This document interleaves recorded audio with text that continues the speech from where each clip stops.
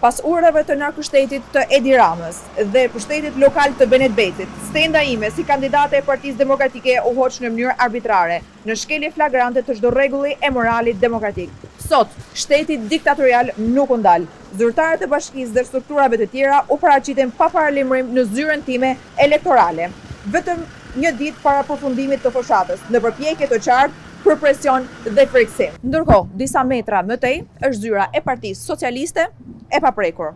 Kjo nuk është garë politike, është dhunë institucionale ndaj opozitës dhe qytetarëve që duan ndryshim. Por të jeni të sigurt, kjo nuk na tremb, përkundrazi na forcon, së bashku drejt fitores së sigurt.